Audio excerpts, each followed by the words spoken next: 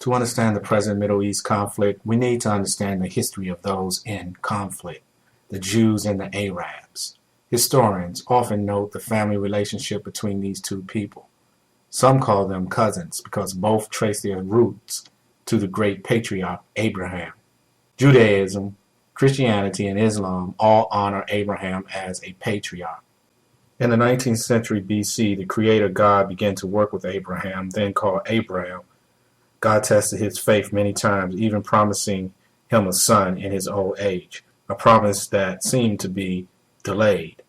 Abraham's wife, Sarai, unable to bear children, encouraged Abraham to have a child through her Egyptian handmaid, Hagar. 86-year-old when the child was born, Abraham gave the name Ishmael to the son whom Hagar bore. Genesis 16:15-16. To this day, Muslims acknowledge Ishmael as the ancestor of the Arabs as described in their scripture, the Quran. When Abraham was 99 years old, God made a covenant with Abraham that he would be a father of many nations.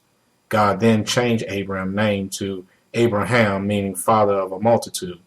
God promised that Abraham and Sarai, whose name was changed to Sarah, would have a son named Isaac. God said to Abraham, I will establish my covenant with Isaac for an everlasting covenant, and with his descendants after him. Genesis 17:19.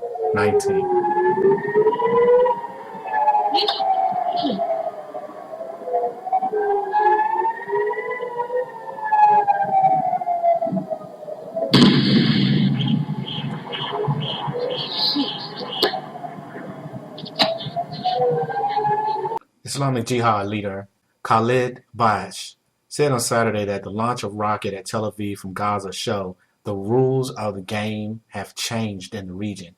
Palestinian news agency Ma'an reported the attack followed volley after volley of rockets aimed at southern towns on Saturday as red alert sirens wailed repeatedly, warning residents to flee to cover.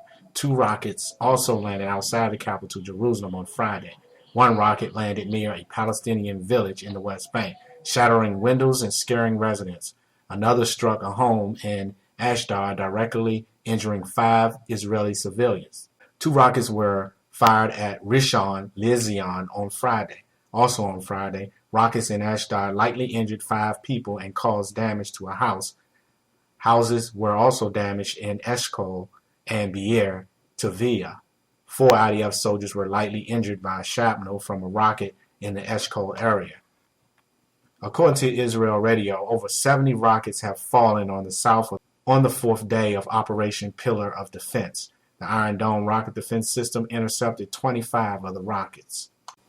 After Isaac was born, Sarah insisted that Abraham send Hagar and Ishmael away. Sarah said to Abraham, cast out this bondwoman and her son, for the son of this bondwoman shall not be heir with my son, namely with Isaac. Genesis 21, verse 10. Abraham was very upset at this request, but God told Abraham, do not let it be displeasing in your sight because of the lad or because of your bondwoman. Whatever Sarah has said to you, listen to her voice, for in Isaac your seed shall be called. Yet I will also make a nation of the son of the bondwoman, because he is your seed. Genesis 21, verse 12 and 13. The envy and rivalry between these two peoples continues to this day. Another dimension that helps explain today's ongoing conflict is the rivalry between Jacob and Esau, the twin sons of Isaac.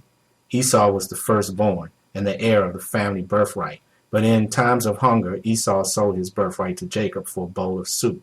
Later, Jacob disguised himself as Esau and deceived his aging father Isaac into giving him the birthright blessing. See Genesis 25 and 27.